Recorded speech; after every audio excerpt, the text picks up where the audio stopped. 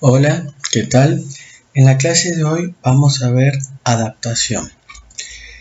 Antes que nada, nosotros nos tenemos que preguntar qué es lo que es adaptación.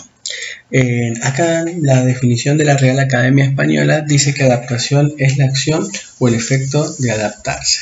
Por lo tanto, buscamos adaptar y sabemos que este término es algo que nosotros habitualmente utilizamos y comprendemos su significado.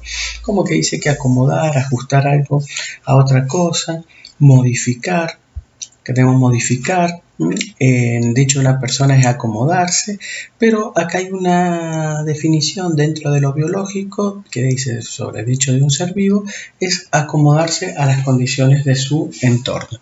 Esto es muy importante porque nosotros, nuestro organismo, lo que está por dentro de la piel, suponemos que es como una unidad sellada y cerrada, y no es así, sino que las condiciones y el funcionamiento de nuestros sistemas y aparatos tienen mucha relación en función con las circunstancias o con las variables externas que nos rodean.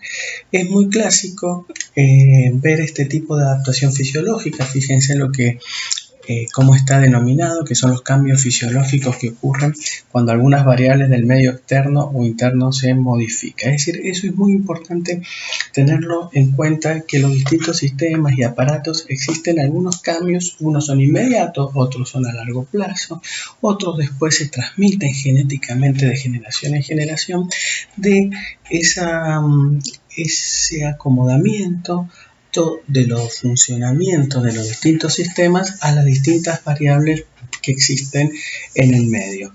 Es clásico, fíjese, esta figura que hemos visto desde la escuela primaria, cómo va desde los cuadrúpedos a la bipedestación.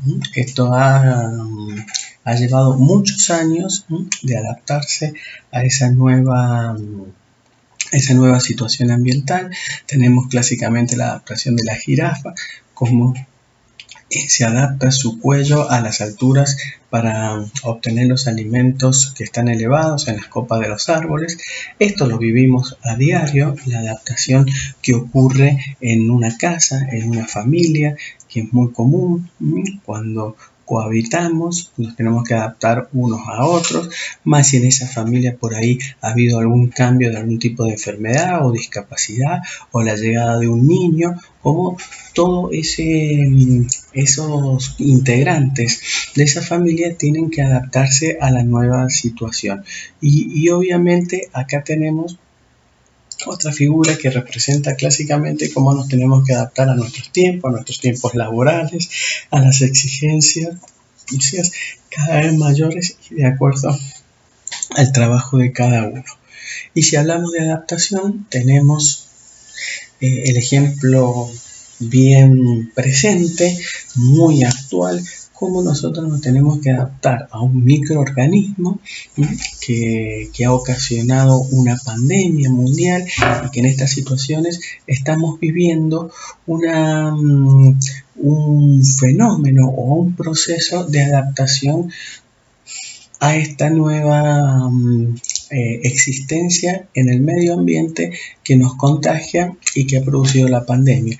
Tal es así que este es un ejemplo clásico de lo que estamos viviendo ahora, dando yo esta clase desde mi casa con la tecnología. Nos hemos tenido que adaptar, nos hemos tenido que aprender a este tipo de tecnología, no fue de un día para el otro, hemos tenido que ensayar. Esta clase por ahí se ha grabado varias veces, donde si este microorganismo, este coronavirus, no estuviera ahora en esta situación, capaz que estaríamos frente a frente dando esta clase. Entonces, sabiendo ya lo que es el concepto de adaptación, el tema de hoy vamos a ver lo que es adaptación a la altura. Es decir, cómo se adapta nuestros sistemas, nuestro organismo, cuando vamos a un lugar en la altura o cuando se vive permanentemente en la altura. Esta es una foto que son las Torres de Paine en el sur chileno. Y Cuando nosotros empezamos a hablar de adaptación de altura, tenemos que tener claro unos conceptos. Un concepto fundamental es saber la presión atmosférica. Todo el mundo habla de la presión atmosférica. Es importante que nosotros, sin ser físico, pero conozcamos el concepto o lo que es la presión atmosférica. ¿Qué entendemos por presión atmosférica? Acá en el dibujo está claro, representado como la presión atmosférica. Podemos ver cómo es el peso del aire, es el peso de la columna de aire sobre ¿qué? Sobre la superficie terrestre. Acá se me fue la diapositiva, como ven, no estamos adaptándonos a esta tecnología, y esta superficie, este peso de aire sobre la superficie terrestre tiene un registro y que puede ser medido. En esta diapositiva queda más claro, fíjense. A nivel del mar es la parte más baja de la superficie terrestre y por lo tanto en este sector que es al nivel del mar, ¿qué tenemos? Tenemos que la columna de aire, es mayor que en los sectores que están más elevados. Fíjense, yo se lo voy a marcar acá. Acá vamos a usar un recurso tecnológico. Fíjense que a nivel del mar, esta columna de aire es mayor que la columna de aire que ocurre en esta altura de esta montaña. Y por supuesto, esta es mucho menor y esta es menor. Es decir, esta es la presión atmosférica, es el peso de la columna de aire sobre la superficie. Ahora bien, sabemos que en nuestra superficie terrestre hay mucho relieve y hay ciudades que están a nivel del mar. En este caso, esta ciudad está a nivel del mar. La columna de aire que pesa sobre esa superficie es esta. Por lo tanto, la presión atmosférica va a ser mayor y en estas ciudades donde están a una determinada altura, la columna de aire pesa menos. El ejemplo es bastante sencillo y es fácil de comprender, pero lo tenemos que tener presente. ¿Cómo se mide esa presión atmosférica? La presión atmosférica se mide a través del barómetro de Torricelli. Ese barómetro de Torricelli es un fenómeno físico. Fíjense acá que la presión atmosférica pesa sobre la superficie del agua y esta superficie del agua está conectado se transmite esta fuerza, esta presión. Acuérdense que presión es fuerza sobre superficie, sobre la columna de mercurio, como si fuera un termómetro, y el mercurio, de acuerdo a esa presión, sube. A nivel del mar, esta columna de aire hace subir la columna de mercurio a 760 milímetros. Por eso, esta presión de 760 milímetros se considera que es la presión habitual, regular, que existe a nivel del mar. También se le llama una atmósfera. ¿Por qué? Porque corresponde a la presión atmosférica que hay a nivel del mar. Acá tienen el mismo ejemplo, donde la presión hace fuerza sobre la superficie del agua y eso se transmite acá a una columna de mercurio y el mercurio se eleva. Si esta presión es menor, como ocurre en la altura, el registro de la elevación de la columna de mercurio va a ser menor. Es bastante sencillo como para que nosotros tengamos el concepto. Ahora bien, una vez que nosotros ya vimos lo que es la presión atmosférica, vamos a ver otro concepto muy importante desde el punto de vista fisiológico, que es cómo está compuesto el aire. La composición del aire, es decir, qué es lo que tiene el aire atmosférico, generalmente son tres gases que nos tenemos que tener presente. Fíjense qué interesante.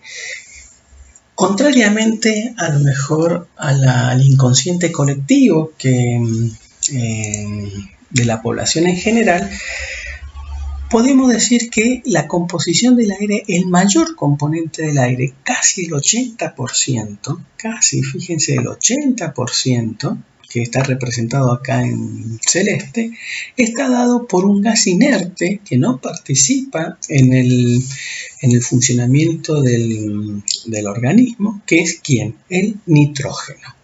Es decir, nosotros podríamos decir que el mayor gas que hay en la atmósfera es el oxígeno, pero no, el mayor es el nitrógeno.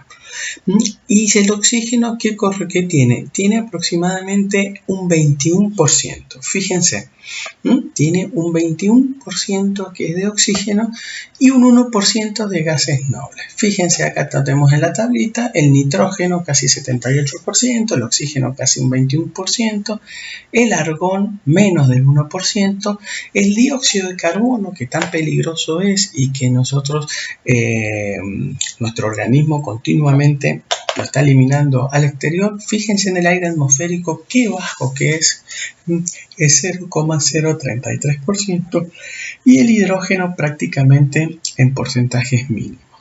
Esto es muy importante que ustedes lo retengan. Una cosa es la composición del aire y otra es la presión atmosférica. Ya vimos el concepto de presión atmosférica, que es el peso de este conjunto de gases sobre la superficie terrestre, y ese aire atmosférico está compuesto por estos gases, estos distintos gases que tenemos. Ahora bien, acá yo le he puesto algunas ciudades, me he fijado en algunas ciudades donde hay poblaciones habituales y a las alturas que están.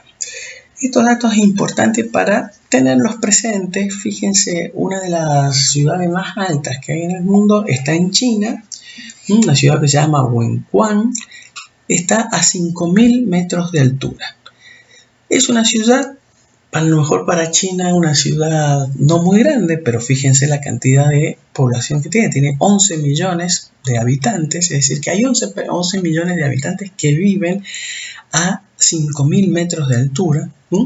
Fíjense acá en Cerro de Pasco, en Perú, que tiene 4.400 metros, tiene una población de 60.000 habitantes. Potosí, una ciudad en Bolivia, 4.100 metros sobre el nivel del mar, tiene casi 850.000 habitantes. Oruro, 3.700 metros de altura, casi medio millón de habitantes. Fíjense en las alturas. Otra ciudad en China, tiene 250.000 habitantes, 3.650. La Paz, acá en el país vecino de Bolivia, es una de las ciudades más altas de Latinoamérica y muy poblada. Fíjense, 2.700.000 habitantes a 3.600 metros sobre el nivel del mar. Cusco, 3.400 metros sobre el nivel del mar y 1.300.000 de habitantes. Esto es muy interesante porque acá podemos tomarlo como un ejemplo en la ciudad de Cusco, como los pobladores o los habitantes que viven en la ciudad, y también tiene un grupo de personas que van por turismo, que van unos días. Entonces vamos a ver cómo los procesos de adaptación, precisamente que tenemos el proceso de adaptación en la altura, un proceso de adaptación más crónica, que por ejemplo el de crónico serían los habitantes que viven ahí, y el proceso agudo serían los turistas que van hacia allá. Tenemos una ciudad también muy importante de Latinoamérica como Bogotá, está a 2.600 metros de altura. Fíjense que hay poblaciones en el mundo que están obviamente a distintas alturas. Esas poblaciones han tenido que tener algún tipo de adaptación fisiológica para este tipo de ambiente. Y esto es muy importante. Esto es el tema central de por qué el organismo tiene que adaptarse. Fíjense ustedes. Acá les dice claramente, la altitud, miren esto, la altitud, acá estamos a nivel del mar, es 0. Es decir, que a nivel del mar dijimos ya que correspondía a los 760 milímetros de mercurio.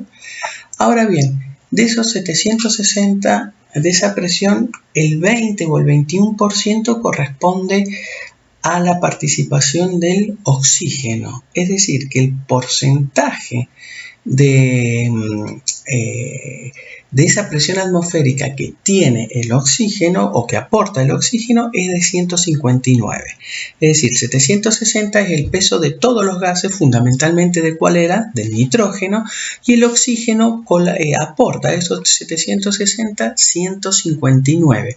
Acá, no sé si se acuerdan del año pasado, de fisiología, hay una fórmula que se le suma el vapor del agua, pero a nivel de lo que a nosotros nos interesa, ustedes retengan que a nivel del mar el oxígeno pesa o tiene una presión parcial, por eso es la presión parcial, la presión solamente del oxígeno que colabora o que integra la presión atmosférica, por eso se le pone PO2. PO2 es la presión parcial de oxígeno, y esa presión parcial de oxígeno, que acá está representada en este número aproximado, no son números exactos, pero sí aproximado, 159, en los alvéolos hay 100. ¿Se acuerda que poníamos 100? Acá le ponen 104, aproximadamente 100. Es decir, que a una presión atmosférica a nivel del mar, en los alvéolos nosotros tenemos una presión parcial de oxígeno en los alvéolos, como bien decimos, de 104, y esos 104 corresponden a una saturación de oxígeno del 97%. Si nosotros vemos acá, fíjense, vamos a dejarlo acá esto, agrandado, miren, el 100%, o sea, una presión parcial de 100, que como vemos acá, no puedo marcar, como vemos acá, corresponde a una saturación de oxígeno del 97%. Fíjense acá, 3.000 metros de altura. Acuérdense de las ciudades que vimos recién, que eran mayor de 3.000 metros de altura o estaban muy cerca de 3.000 metros de altura, que son ciudades importantes con mucha población, corresponde a una presión atmosférica menor. Lo aclaramos al principio porque el peso de la columna de aire es menor, de 523. Corresponde a una PO2 en el aire de 110, fíjese cómo baja, de 110, de 159, y corresponde a una presión alveolar de ¿cuánto? De 67 aproximadamente, 67, y corresponde a una saturación, a una saturación de 90. Fíjense, si nosotros nos vamos acá a la presión parcial aproximadamente de 70, nosotros quedamos en este punto, ahí lo marcamos, que sería una saturación de 90, y así siguiendo. Fíjense, a los 6.000 metros de altura, prácticamente eso es los andinistas, lo que van a hacer algún tipo de cumbre. Fíjese la presión cómo baja, la presión barométrica cómo baja a 349, y tenemos una presión en los alvéolos prácticamente de 40, con una saturación del 73%. Si nos vamos acá a la curva, fíjense que acá tenemos 40 y nos vamos prácticamente acá al 70%, que prácticamente es como si fuera la sangre venosa, totalmente incompatible con la vida. Y después a grandes alturas, fíjense cómo la presión obviamente baja. Esto es importante que ustedes los tengan en cuenta. ¿Por qué? Porque la composición del aire no varía en la altura, sino la composición del aire a nivel del mar y a 9.000 metros, después sí, cuando ya es más alto, sí, a 9.000 metros la composición es la misma, es el 80% de nitrógeno y el 20%, 21% de oxígeno. Pero como la presión barométrica o la presión atmosférica es menor, el porcentaje y la presión parcial de cada gas es menor. No es lo mismo el 21% de 760 que el 21% de 349 o de 500. ¿Comprenden? Muy bien. Acá tenemos otras ciudades argentinas. Fíjense que nosotros en Argentina tenemos 1100 en Salta, Salta la Linda, muy bonita.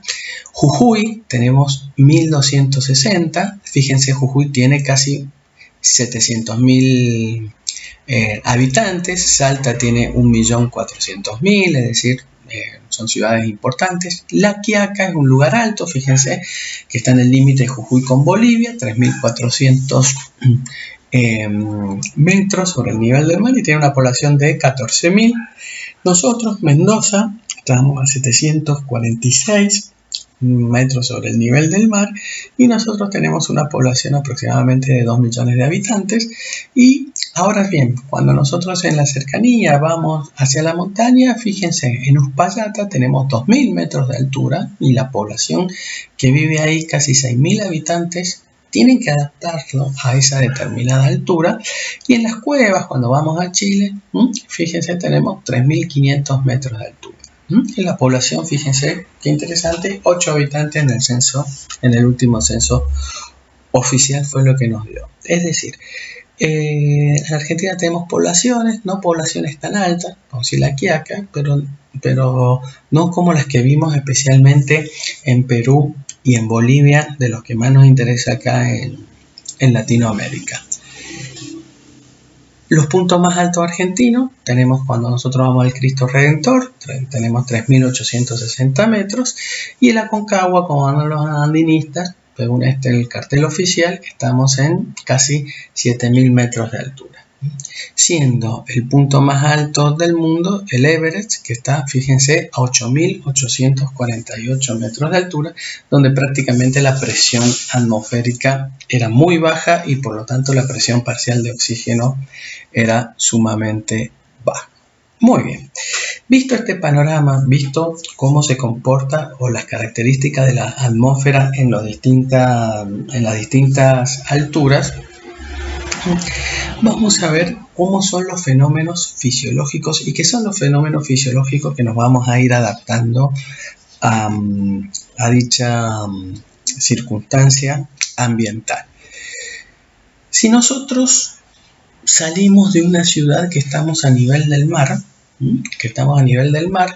tenemos estos siguientes datos. Fíjense, tenemos una presión atmosférica de 760, una PO2 de 100, una saturación de oxígeno de 97%, la ventilación normal, un volumen de minuto cardíaco normal y un estado de ácido base normal.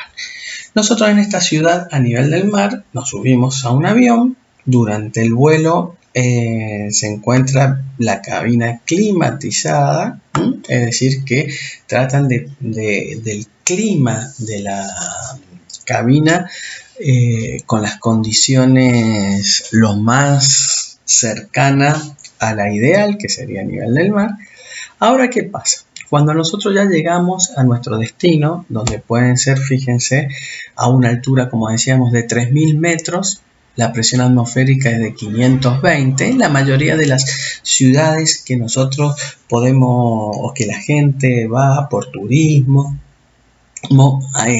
generalmente están a esta altura, como dijimos, de Cusco, de Medellín, de Bogotá, están entre estas alturas y, por supuesto, los que hacen andinismo están a más de 6.000 metros. Fíjense, 6.000 metros tiene 349 milímetros de mercurio y vamos a tomar como referencia esta con las ciudades a más de 3.000 metros de altura, donde nosotros tenemos aproximadamente unos 500 milímetros de mercurio, que es la presión atmosférica. Ahora bien, cuando aterriza el avión, nosotros ya nos bajamos en el ambiente, en la atmósfera, ya del aeropuerto de ese lugar, ya salimos del ambiente climatizado del avión. ¿Y qué ocurre? Una vez ya en el aeropuerto, podemos estar acá en reposo, como por ejemplo esta madre con este niño, podemos ir apurados, y corriendo, pero ¿qué ocurre? Nosotros ya estamos frente o inmenso en una atmósfera ambiental que tiene la presión atmosférica aproximadamente en 500 milímetros de mercurio. Si nosotros pensamos que la composición de este aire es la misma que el lugar de origen de nuestro viaje, es decir, donde partimos, pero sabemos que la participación de la presión parcial va a ser distinta, es decir, que acá vamos a tener una presión parcial de oxígeno bastante más baja. Y acá entramos en lo que se llama la hipoxia de altura, es decir, entramos inmediatamente en hipoxia de altura. ¿Por qué? Porque el aire atmosférico, el cambio es brusco, desde que nosotros bajamos del avión que estaba climatizada hasta cuando llegamos, es un cambio totalmente brusco. Y si analizamos los términos, vamos a definir hipoxia. Después, más adelante, vamos a tener toda una clase de los distintos tipos de hipoxia, pero hipoxia nosotros tenemos que tener el concepto que es la disminución de oxígeno en los tejidos. Fíjense, hipoxia no es disminución de oxígeno en el ambiente, no es disminución de oxígeno en los pulmones, sino que el término hipoxia es la disminución de oxígeno ¿en dónde? En los tejidos. Acá tienen esta primera imagen que se refiere al término hipoxia. Fíjense, hipoxia. Acá tenemos un capilar, glóbulos rojos, tejidos, y este tejido tiene un menor aprovechamiento o llegada de oxígeno. Cuando ocurre eso en los tejidos, es lo que es hipoxia. La causa. Esta es una hipoxia que se llama hipotónica. ¿Por qué es hipotónica? Hipotónica es porque se debe a la disminución de la presión atmosférica. Es decir, nosotros en la atmósfera tomamos un oxígeno que está a una baja presión. ¿Y por qué está a una baja presión? Porque estamos en una ciudad o en un lugar donde hay altura. Entonces, ¿qué pasa? Al pulmón llega con como vimos en la diapositiva anterior, con una PO2 alveolar baja, se produce la hematosis, todo el proceso que vimos en primer año, el año pasado, se transporta habitualmente por la sangre, llega a los capilares y llega a menor oxígeno. Entonces, esto es lo que se llama hipoxia de altura. Hipoxia porque los tejidos reciben menos oxígeno. ¿Y por qué reciben menos oxígeno? Porque estamos en un ambiente de altura y en la altura hay una menor PO2.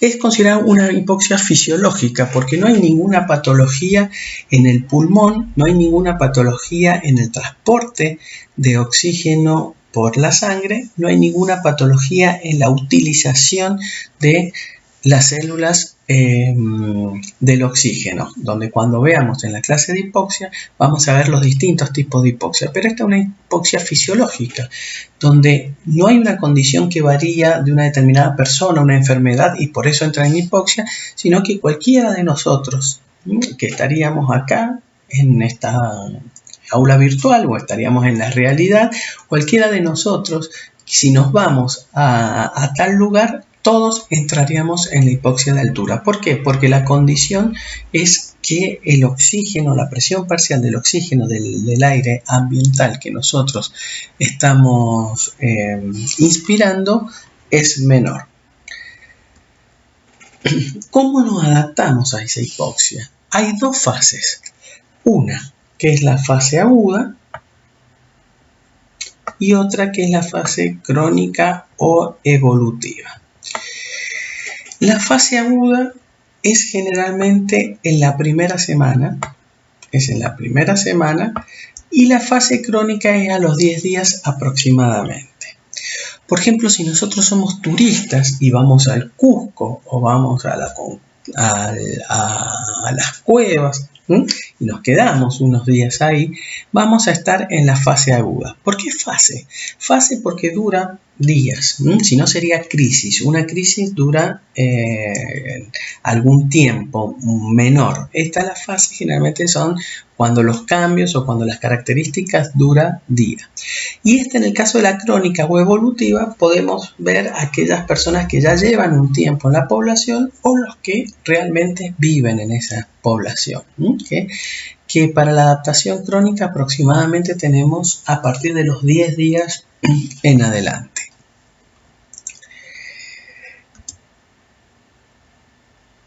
En la fase aguda. En la fase aguda se caracteriza por qué. Hay cambios fenotípicos. ¿Qué significa cambios fenotípicos? Hay cambios de fenómenos. Es decir, hay cambios en el funcionamiento y también en la estructura. Se pueden llegar a ver cambios. Esto estamos hablando de adaptación. Ustedes también en esta semana ven la adaptación morfológica, ven la adaptación estructural, como es la hiperplasia, la hipertrofia, la metaplasia. Todos esos términos que vamos a ir viendo en esta semana también son cambios fenotípicos, pero acá en esta parte de la fisiología también hay cambios en el funcionamiento. Es aguda, es inmediato. Hay cambios que empiezan en forma inmediata, especialmente estos cambios fisiológicos. ¿Por qué inmediata? Porque nos bajamos, como decíamos, nos bajamos del avión, inmediatamente comenzamos a respirar el aire atmosférico que hay en ese lugar y los cambios son inmediatos.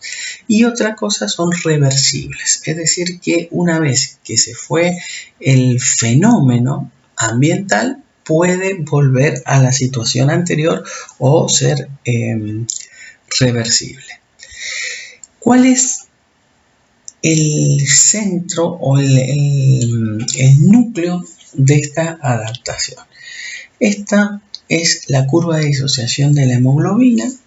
Esta es la curva de el transporte de oxígeno a través de la sangre, y saben que la saturación de la hemoglobina depende de la PO2. ¿De qué PO2? De la PO2 alveolar. Fíjense que nosotros cuando salimos a nivel del mar teníamos una PO2 de 100 y que la PO2 de 100 corresponde prácticamente acá, podríamos marcar al 97%. Fíjense, 100, una saturación del 97%. Acá vamos a suponer que estamos a unos 3.000 metros de altura, donde nosotros tenemos una presión atmosférica de 500 milímetros de mercurio. Esos 500 milímetros de mercurio aproximadamente da una PO2 alveolar. Recuerden la alveolar, que la alveolar es aproximadamente de 70, y esto aproximadamente de 70 nos va a dar una saturación cerca del 90%, acá lo tenemos, fíjense, 70, 92%. Es decir, esta curva de disociación de la hemoglobina es muy importante. Es muy importante como ver cómo los glóbulos rojos se van a cargar más o menos de oxígeno de acuerdo a la presión o a la PO2 que haya alveolar. Acá la PO2 alveolar es aproximadamente de 70, por lo tanto satura cerca del 91-92%, es decir, 6 o 7 puntos menos de lo que venía saturando. Esto también es importante que ustedes lo recuerden. Fíjense, nosotros empezamos a hablar del aire atmosférico y la curva de saturación corresponde a la PO2 alveolar. Esto es importante porque en el aire atmosférico en seco, fíjense, a una presión a nivel del mar que es de 760 milímetros de mercurio, la presión parcial de oxígeno es aproximadamente 150. ¿Lo ven? La presión de oxígeno es 150. Entonces, ¿qué tenemos? Tenemos que cuando ese aire entra a la tráquea, ya la presión inspirada de oxígeno es menor. Fíjense cómo es un escalón más bajo. ¿Por qué? Porque se mezcla con aire que viene expirado.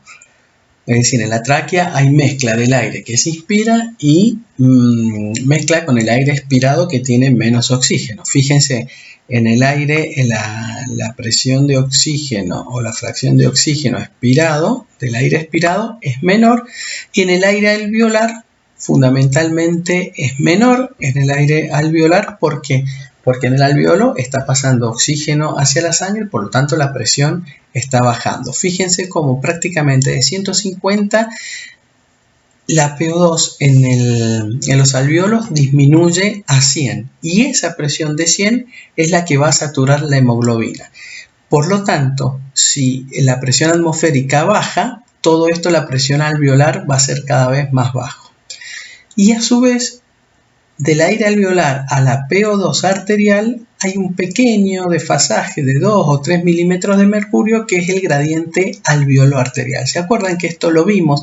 Que es la diferencia que existe de la presión arterial entre el alveolo y la presión parcial de oxígeno del alveolo con la presión parcial de oxígeno en la arteria. ¿Y a qué se debía ese gradiente alveolo-arterial? Fíjense, acá nosotros tenemos en el alveolo una PO2 de ¿qué? De 70, como lo vimos recién, y esta PO2 de 70 va a saturar la hemoglobina al 92%. Una vez que pasa por el pulmón, esto viene por las venas pulmonares. Las venas pulmonares llegan al ventrículo izquierdo y del ventrículo izquierdo sale hacia la aorta y se reparte hacia toda la economía.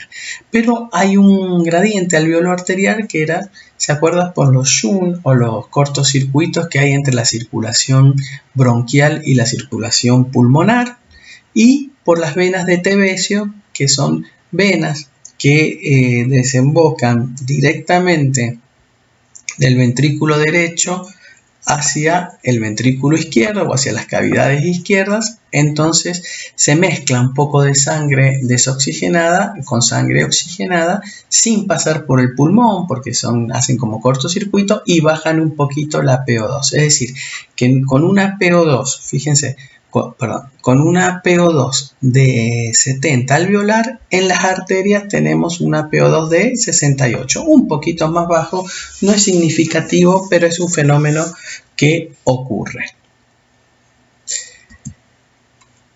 ¿Qué ocurre? ¿Recuerdan de esto?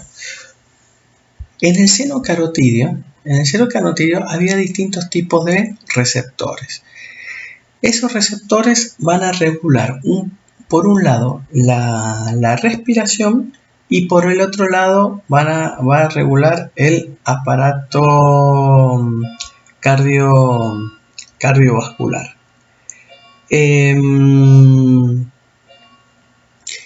Estos quimiorreceptores que están en el seno carotidio, uno de los estímulos es la disminución de la PO2. Fíjense. Estos quimiorreceptores que van a regular la ventilación eran sensibles a un aumento de la PCO2, una disminución de la PO2 y una disminución del pH.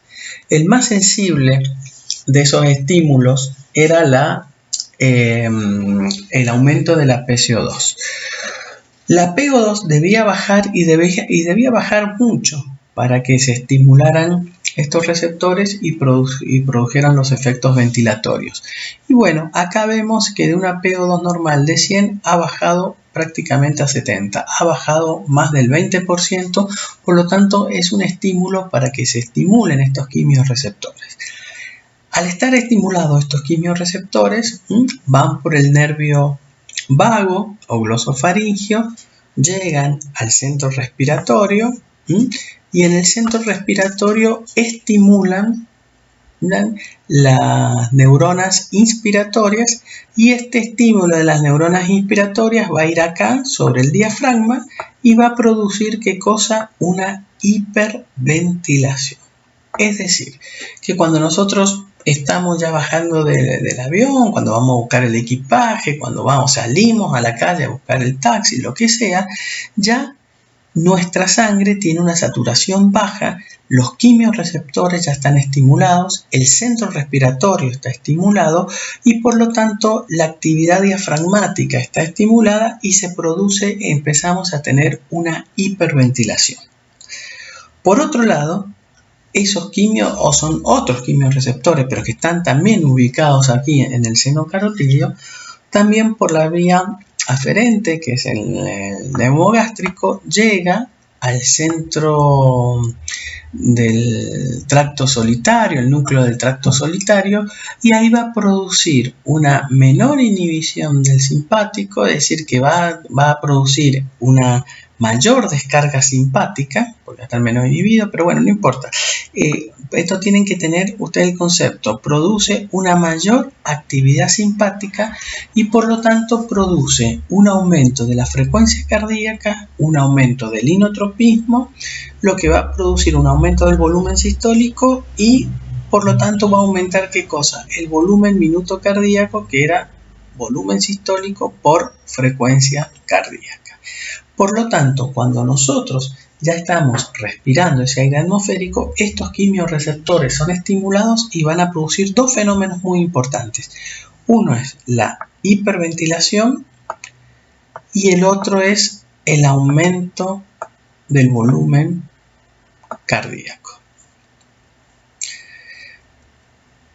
¿Cuáles son los efectos de la hiperventilación? Los efectos de la hiperventilación es que aumenta aproximadamente un 65% los volúmenes pulmonares, fíjense cuánto. Produce una disminución de la PCO2, esto es muy importante, disminuye la PCO2, porque disminuye la PCO2 va a producir una alcalosis respiratoria y se van a producir una serie de síntomas, que es cuando se dice el apunamiento, el mal de altura, que son fundamentalmente síntomas y signos neurológicos, como pueden ser parestesias. Parestesia es sentir hormigueo, sentir algún tipo de sensibilidad no habitual, periféricas, periorificial, por la boca, en la nariz, mareos, cefalea. Puede tener trastornos en la visión, como visión doble, visión borrosa, y todo esto se debe a que existe una disminución del flujo cerebral. Fíjense ustedes qué importante, en la altura disminuye el flujo cerebral. También puede producir náuseas, puede producir vómitos, baja el fosfato y el calcio, y que eso produce unas contracciones típicas que son las tetáneas. Miren qué importante que es que comprendan esto. Esta es la regulación del flujo cerebral. Creo que ya lo han visto en Cerebro y Mente, pero lo vamos a repasar. Acá nosotros tenemos el flujo cerebral, esto significa flujo sanguíneo cerebral. ¿Cómo se mide? Se mide en mililitros por 100 gramos de cerebro por minuto. Es decir que este es el rango normal, fíjense, más o menos entre 70 o 60, 50, 60, que mililitros por 100 gramos de cerebro por minuto es lo que es un flujo cerebral normal. Esto está regulado ¿por qué? Está regulado por la presión parcial de oxígeno, por la presión parcial de dióxido de carbono, participa, y también participa por la presión arterial media. Fíjense en la presión arterial media. La presión arterial media tenemos prácticamente que es una línea recta que no se modifica el flujo cerebral. Cuando cae la presión arterial media, a pesar de que caiga mucho, nosotros recuerden que la presión arterial media era más o menos 100. Si la presión arterial media cae mucho, el flujo cerebral se mantiene. ¿Se acuerdan por qué?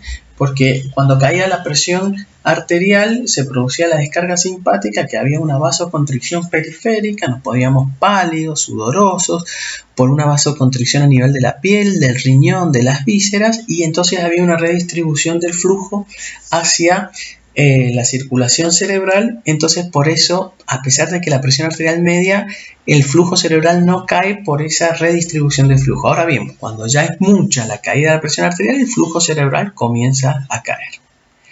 Fíjense la PO2. Acá dice que con una PO2, a medida que va cayendo la PO2, el flujo cerebral, ¿qué pasa? Se mantiene. Miren, esta es la PO2. Fíjense que el flujo cerebral se mantiene, y cuando la PO2 baja mucho, por ejemplo acá baja menos de 50, nosotros la tenemos en este ejemplo en 70. Recuerden, cuando tenemos una PO2 de 70 que corresponde a una altura de 3000 metros, el flujo cerebral no cae. Fíjense ustedes, no cae por la acción de la baja de oxígeno. Cuando sube al Himalaya, supónganse que ya la presión parcial es muy baja, ya el flujo cerebral comienza a aumentar y ese aumento del flujo cerebral puede producir un edema cerebral y ser prácticamente fatal, que es a veces lo que pasa en las grandes alturas. Pero fíjense que por un déficit de la presión parcial de oxígeno, el flujo cerebral no se afecta.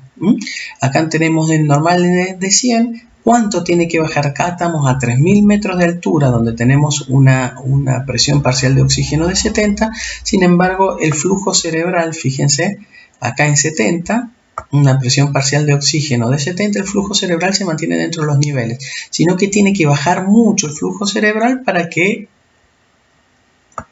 tiene que bajar mucho la PO2 para que el flujo cerebral aumente.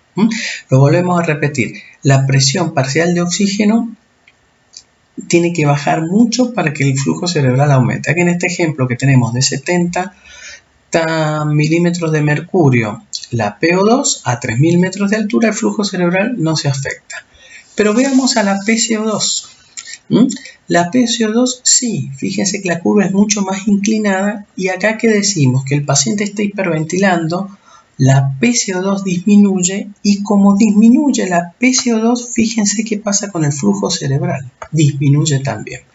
Por lo tanto, el principal variable o factor que regula el flujo cerebral no es ni la PO2 ni la presión arterial, sino que es lo que es la presión parcial de dióxido de carbono, que en este momento, por la altura y por la hiperventilación, se produce una caída de la PO2, por lo tanto, al caer la PO2 se produce una caída del flujo cerebral y ese flujo cerebral disminuido es lo que empieza a dar los primeros síntomas, que son los síntomas neurológicos.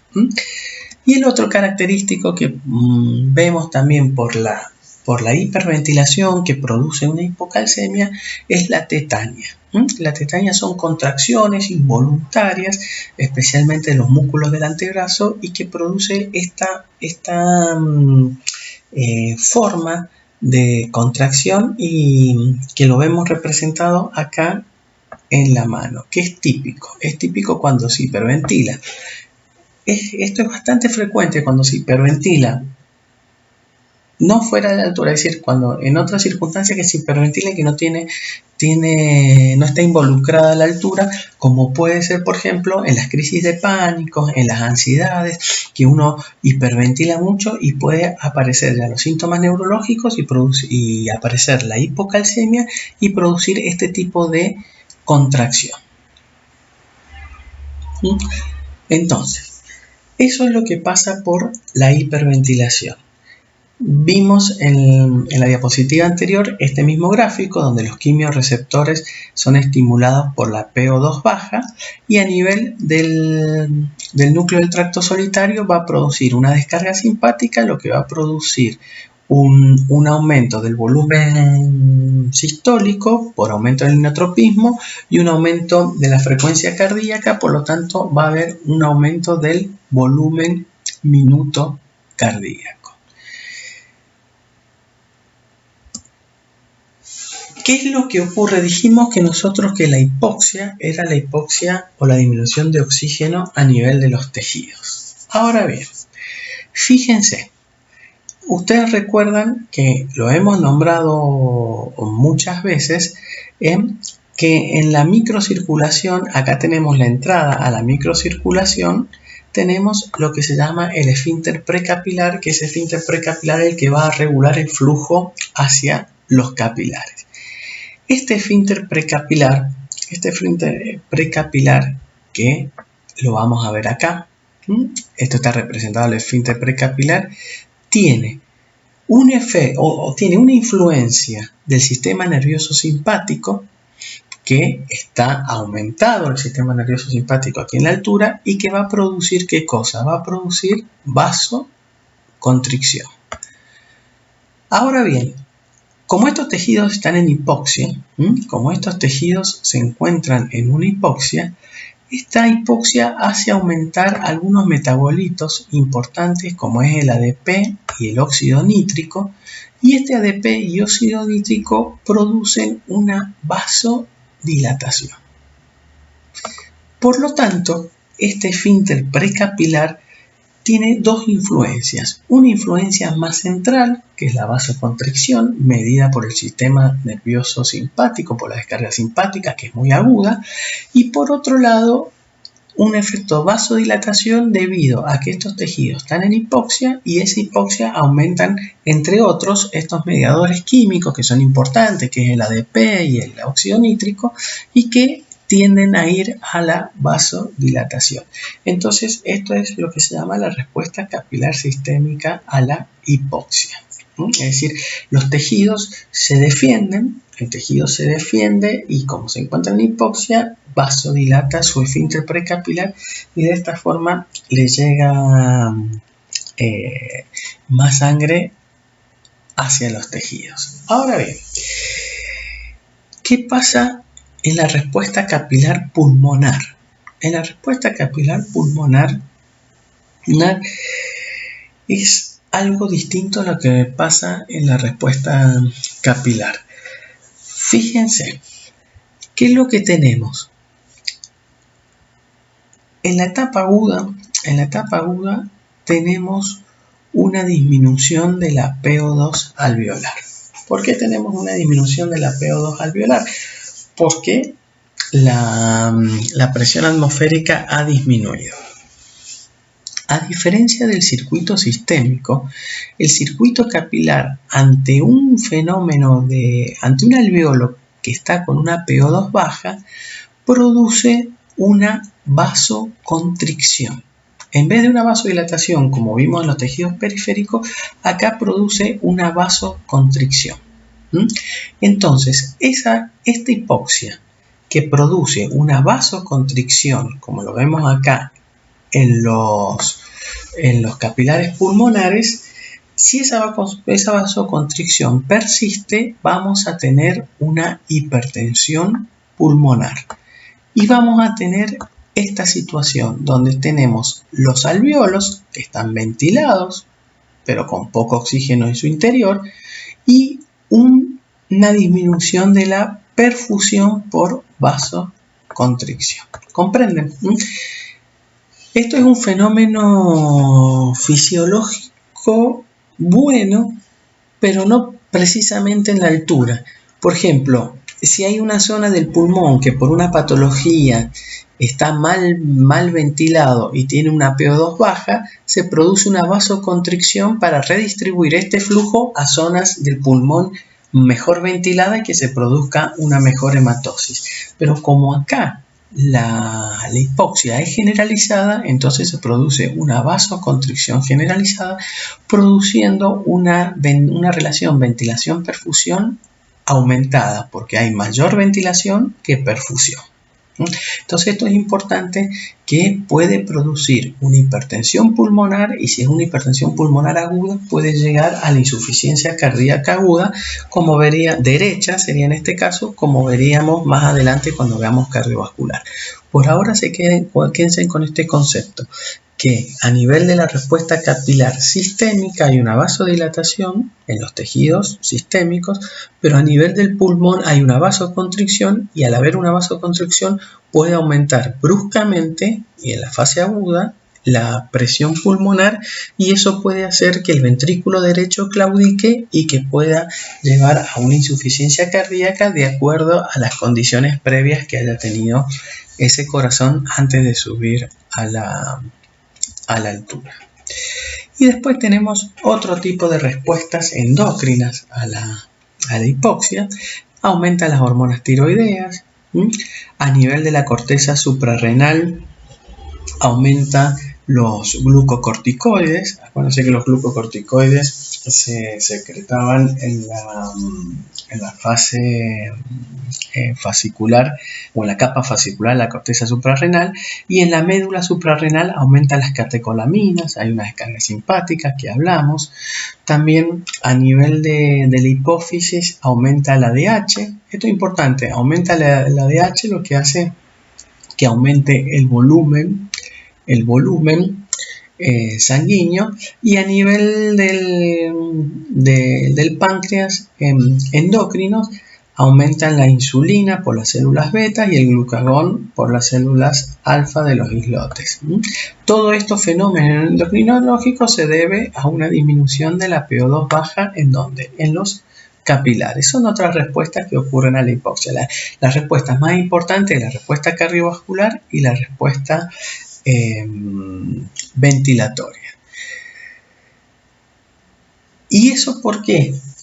¿Por qué? Porque si nosotros tenemos un déficit de oxígeno, el pulmón, ¿qué hace? Con la hiperventilación, que en realidad lo que produce la hiperventilación es la disminución de la PCO2 con todos los trastornos que dijimos, pero con una hiperventilación trata de captar o de aumentar un poco la PO2. Pero si nosotros nos recordamos a la curva de asociación, por más que la hiperventilación aumente, la PO2 va a aumentar muy poquito. Y el otro adaptación fisiológica es el aumento del volumen minuto cardíaco. Esto lo podemos asemejar como si aumenta la gente para transportar, se necesitarían ¿de qué? De más micros. Pero ante una demanda aguda de más gente para transportar, hay que construir los micros. Por lo tanto, eso va a llevar un tiempo. ¿De qué manera puede adaptarse? Dentro de lo posible, serían que ante la misma cantidad de micros, pero que sube menos gente porque se saturan menos, ¿qué ocurre? Aumentaría la circulación de esos micros. ¿Entienden? Entonces la frecuencia de los micros sería menor frecuencia, o sea, pasarían más rápido, serían a mayor frecuencia, pero serían los mismos micros, es decir, que circularían más rápido y harían el recorrido más rápido. Ese es el objetivo donde el volumen, que es el aumento del volumen minuto cardíaco a la adaptación a este tipo de hipoxia, aumentar el volumen minuto cardíaco.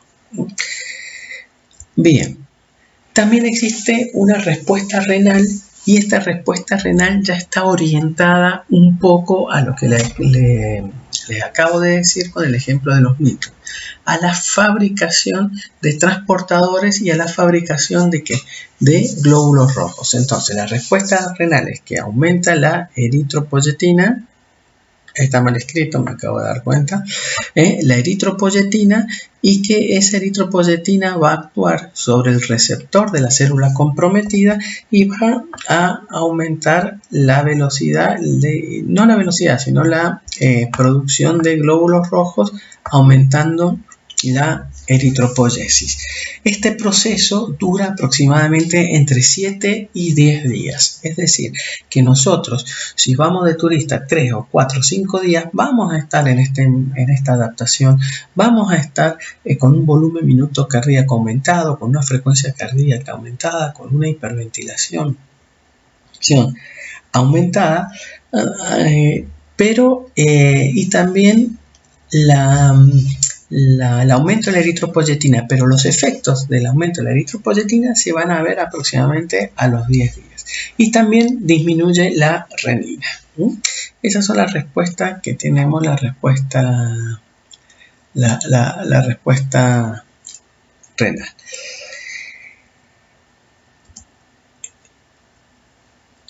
¿Cuáles son para ir resumiendo o cerrando esta fase aguda, cuáles son los eventos? Lo vamos a repasar. Hiperventilación, ya sabemos cuál es el estímulo. Fundamentalmente, esta hiperventilación en la fase aguda está mediada tanto por un aumento de los volúmenes como por un aumento de la frecuencia respiratoria, es decir, aumenta la frecuencia respiratoria. Aumento de la capacidad de difusión. En la membrana alveolo-capilar hay un aumento en la difusión del oxígeno. La alcalosis respiratoria que ya hablamos, esa alcalosis respiratoria que produce la disminución del flujo cerebral. Ya vimos la curva y el porqué. Los trastornos neurológicos, la taquicardia, el aumento del inotropismo y el aumento de la vascularización tisular. El aumento de la vascularización tisular eran por esos mediadores ADP y óxido nítrico que producen una vasodilatación en el territorio tisular. Sistémico. A nivel pulmonar no, se produce una vasoconstricción y lo que puede llegar a un aumento de la presión pulmonar y que puede repercutir según las condiciones previas sobre el ventrículo derecho. Vamos a ver qué pasa en la fase crónica. Dijimos, ¿se acuerdan que la fase crónica era a partir de los 10 días? Y la fase crónica se basa fundamentalmente en lo que dijimos hace un ratito, que es la poliglobulia. La poliglobulia está por un aumento de la eritropoyetina. Ese aumento de la eritropoyetina va a actuar sobre en los receptores, las células comprometidas, sobre el proeritroblasto, y ahí empieza ya la maduración y la diferenciación hasta llegar a eritrocitos, que aproximadamente es entre 7 o 10 días, eso lo recuerda. ¿Qué pasa a nivel de la circulación pulmonar ahora pasado esos días? Aumenta el volumen capilar pulmonar, empieza a aumentar el volumen capilar pulmonar. ¿Por qué? Porque empieza a aumentar el volumen. ¿Se acuerdan que había un aumento del ADH? Por lo tanto, hay mayor absorción de líquido a nivel de los riñones, aumenta la volemia,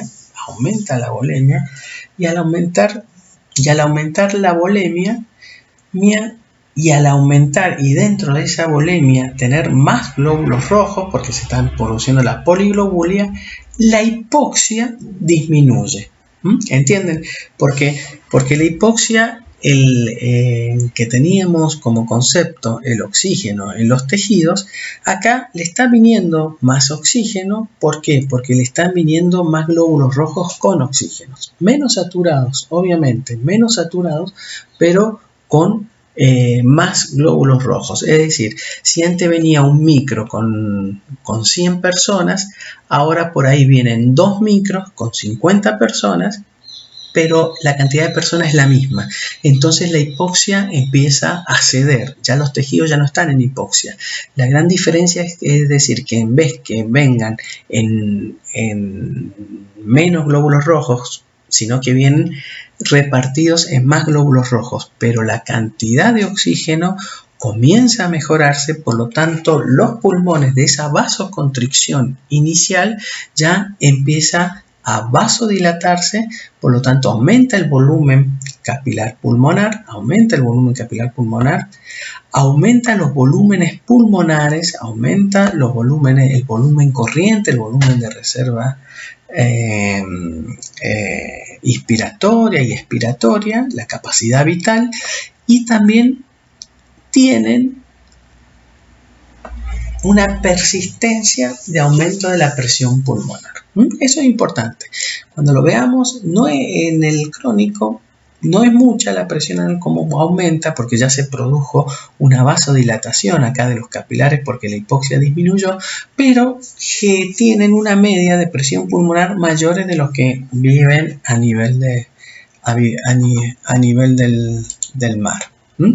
Entonces, fíjense cómo este mecanismo compensatorio está dado, como dijimos, por la poliglobulia, el mayor volumen de perfusión pulmonar, y esto hace, que es muy importante, hace que la relación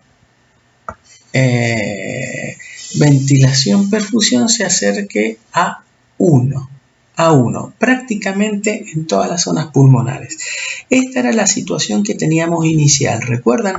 Una ventilación, una hipoxia y una vasoconstricción, donde teníamos una relación ventilación-perfusión aumentada porque había mayor ventilación que perfusión. Cuando aparece la poliglobulia, entonces el oxígeno, o hay más cantidad de oxígeno que se puede ir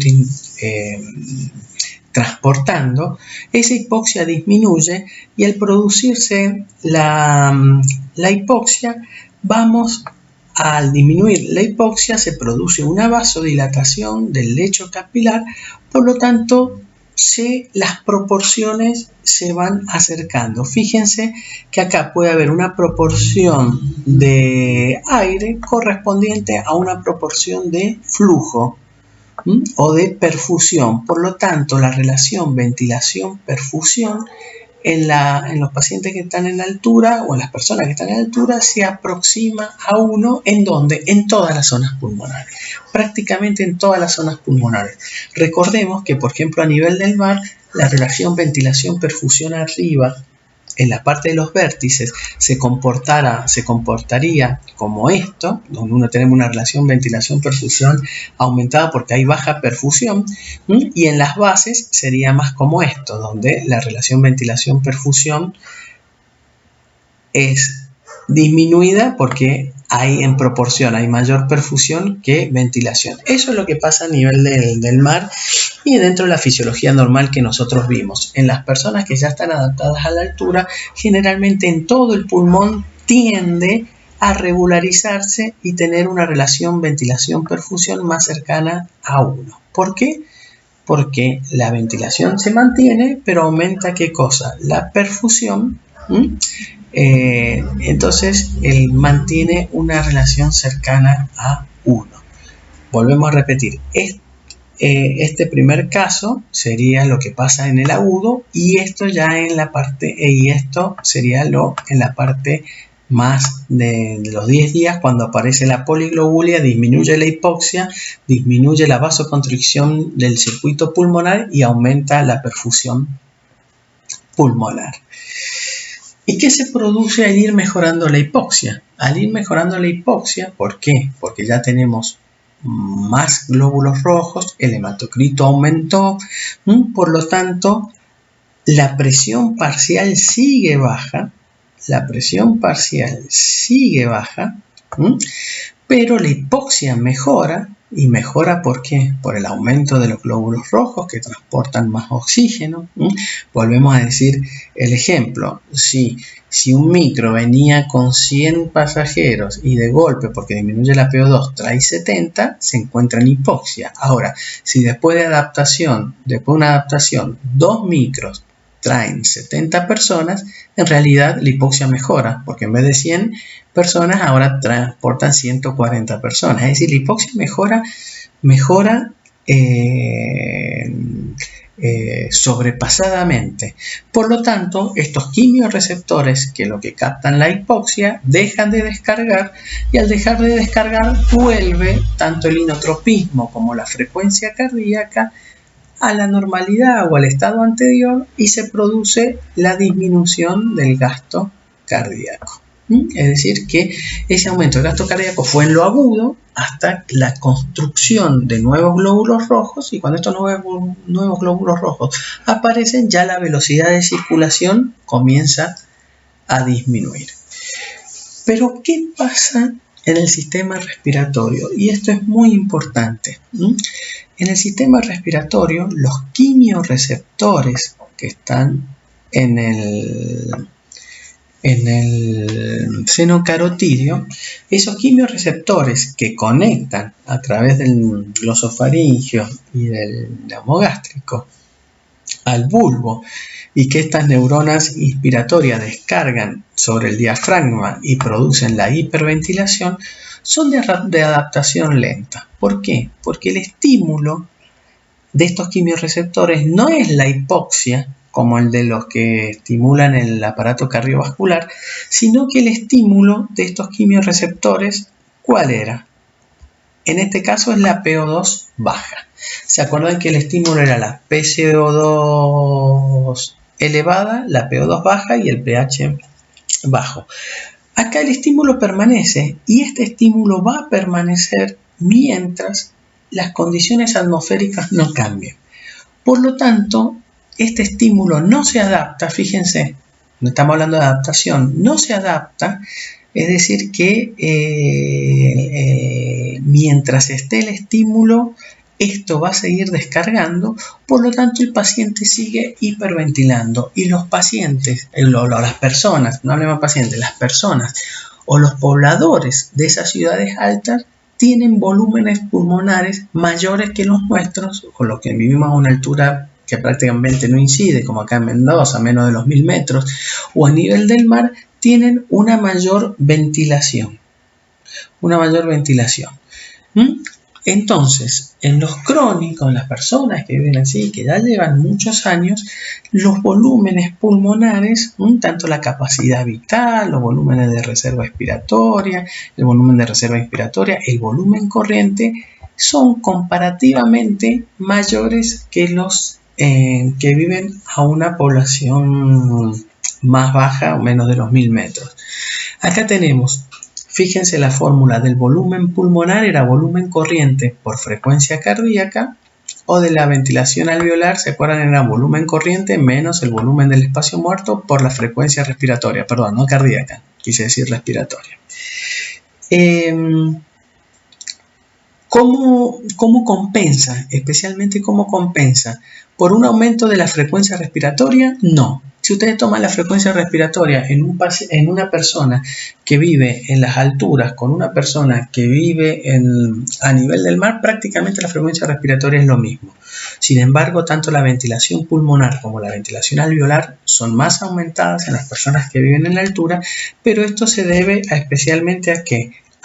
A un aumento de los volúmenes pulmonares, especialmente aumentan su volumen corriente, y eso hace con el tiempo que se adapte también morfológicamente su musculatura y su tórax.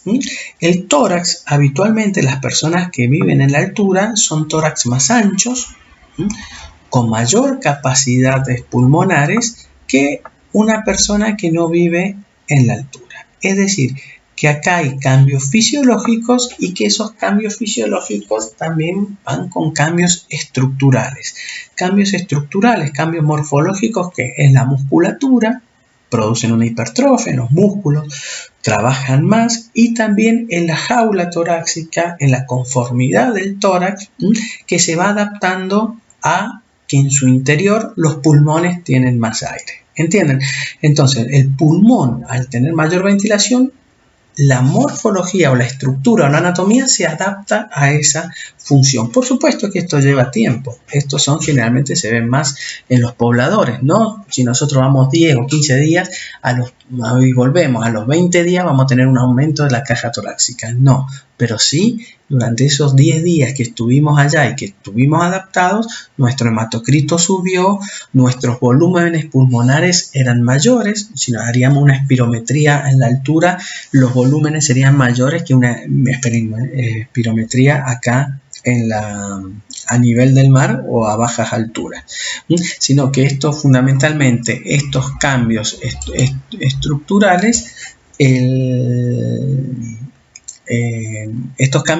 estructurales, son fundamentalmente en la gente que vive en esas poblaciones que dijimos.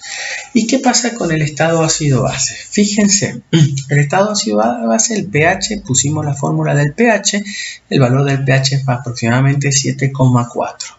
Pero acá en este estado ácido-base dijimos que en el agudo tenía la alcalosis respiratoria, y que esa alcalosis respiratoria era lo que, producto de la hiperventilación, fundamentalmente la alcalosis produce la hipocalcemia y la tetania.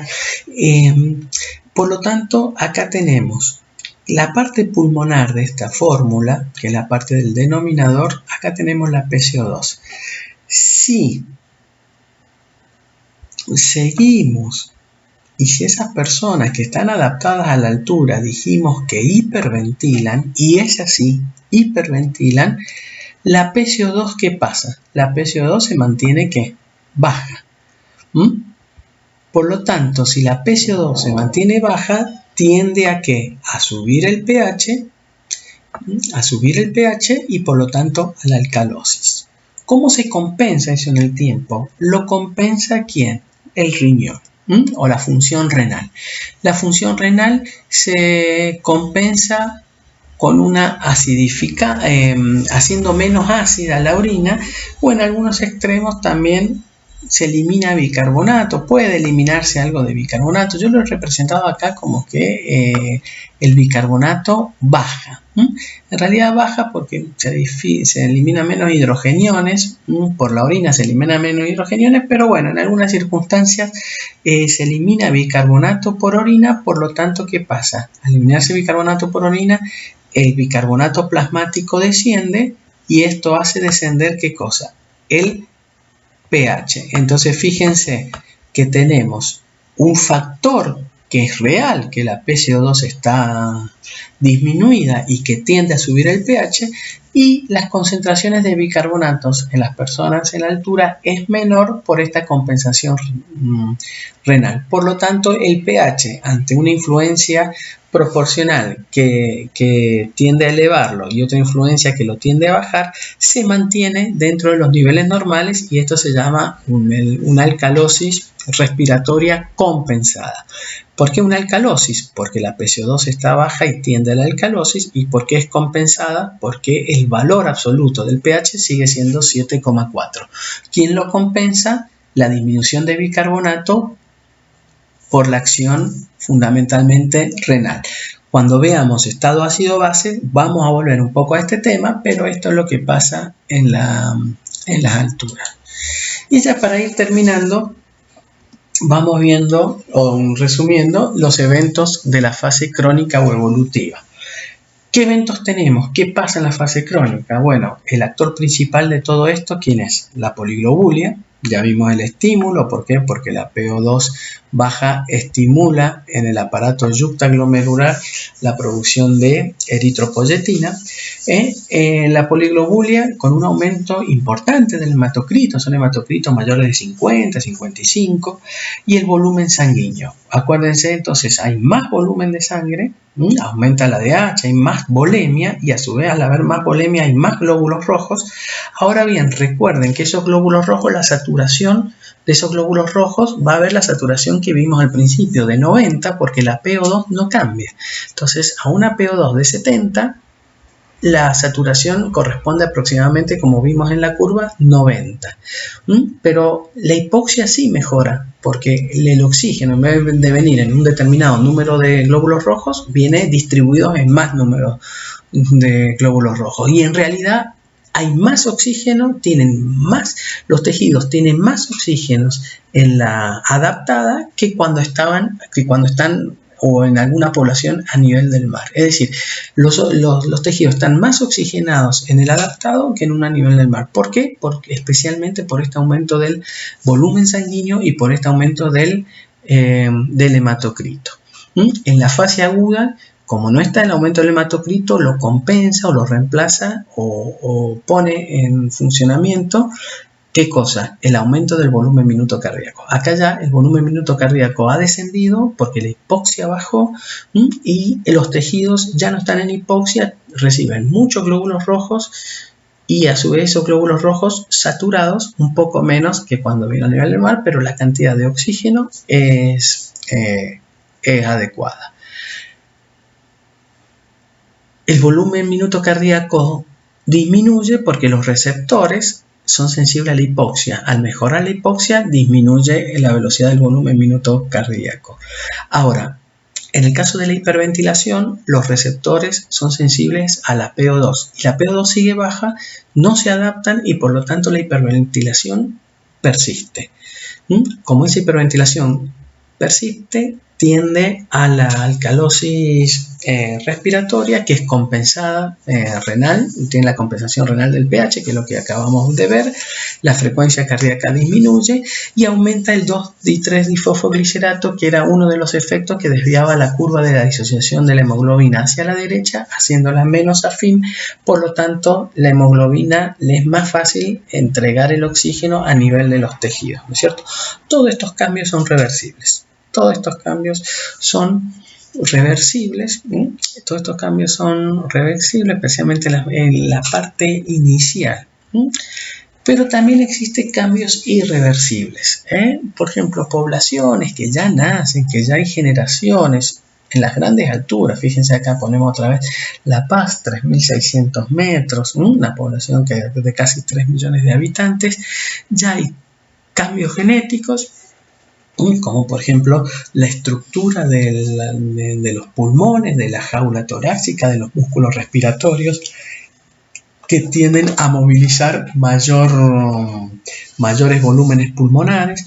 Hay un mejor procesamiento del oxígeno, hay una mayor difusión en la membrana alveolo-capilar, hay mayor 2,3-difosfoglicerato en los tejidos, como que desvían la curva de disociación hacia la derecha, con una P50 mayor. Recuerden eso de fisiología que vimos el año pasado. Ya tienen una eritrocitosis, es decir, que ya tienen un aumento en sus glóbulos rojos, y tiene mayores niveles de óxido nítrico. El óxido nítrico era el que nombramos en la microcirculación como un vasodilatador, donde mejora la perfusión de los capilares y por lo tanto mejora el aporte de oxígeno. Es decir, hay ya características que de generación en generaciones esas adaptaciones ya van viendo en los genes.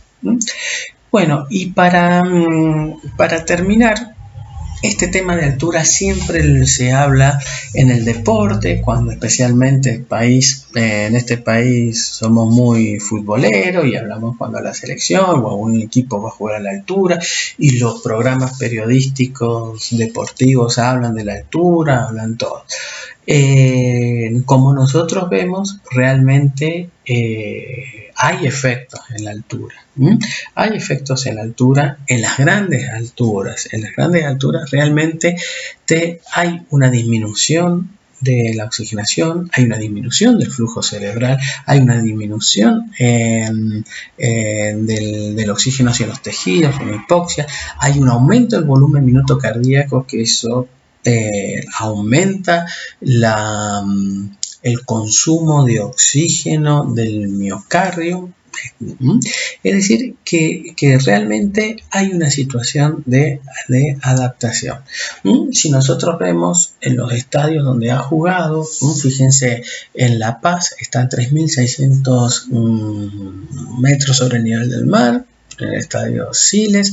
En Atahualpa, en Quito, está a 2.850, en Bogotá un poco más bajo, 2.600, pero fundamentalmente el estadio este estadio de La Paz es el más alto de que se juega al fútbol, y bueno, y hay algunos reclamos para no jugarse ahí, hay otros reclamos económicos, bueno, todo pero realmente hay algún tipo de dificultad en este tipo de situaciones. ¿Qué es lo que habitualmente se tiende a hacer? Hay distintos estudios que uno demuestra una cosa, otro demuestra otra cosa. Lo que habitualmente se tiende a hacer en este tipo de partidos es disminuir el tiempo de la hipoxia aguda. Es decir, si por ejemplo el partido se juega en el Estadio de La Paz a 3.600 metros, se trata de llegar la noche anterior a una población de menor altura. Aparte es distinto porque estos partidos juegan y tienen que volverse, porque después los 2 o 3 días juegan otros partidos. Es distinto cuando es un mundial donde se van 2 meses antes, se aclimatizan para estar en el mejor de los casos 30 días que dura el mundial, estar aclimatizado. Pero el problema es cuando tienen que jugar y volver al otro día. Entonces, ¿qué es lo que por ahí se recomienda? Es que pasen la noche anterior en una ciudad de menor altura, viajen a la altura prácticamente sobre la hora del partido. En el vestuario estar con cámaras hiperbáricas, es decir, con un tubo de oxígeno, con una mascarilla, donde el tubo de oxígeno, en un tubo de oxígeno es oxígeno a mayor presión, entonces le aumenta la presión alveolar. salen a jugar el primer tiempo, ya igualmente, por más que hayan sido con mayor presión parcial de oxígeno, están jugando y están respirando el aire que hay en ese ambiente. En el entretiempo se les vuelve a poner el oxígeno hiperbárico para jugar el segundo tiempo, tratar de regular el desgaste, que no corra mucho al principio porque la hipoxia y la fatiga muscular la van a tener. Bueno, todo eso va en el campo ya de la parte de la fisiología deportiva. Y también una cosa que también se da es el sildenafil, que es vulgarmente el Viagra, que sabemos que es un vasodilatador, es un vasodilatador y tiene un potente vasodilatador pulmonar. Como vimos que la hipoxia produce una vasoconstricción pulmonar, entonces la relación ventilación-perfusión está elevada porque hay poca perfusión. Con esta medicación trata de que los capilares pulmonares estén lo más abiertos posible, entonces durante el desarrollo del partido, con la ventilación aumentada por el ejercicio, pueda compensarse o ser mejor la hematosis. Es decir, en vez de que esté la vasoconstricción inicial pulmonar, estamos hablando de la pulmonar, aquí haya una vasodilatación pulmonar, haya una mejor irrigación pulmonar y lleve eso a una relación ventilación-perfusión más cercana a 1. Bueno, esto es todo lo que vamos a ver de hipoxia de altura. Espero que hayan entendido la clase y nos veremos en la próxima. Muchas gracias.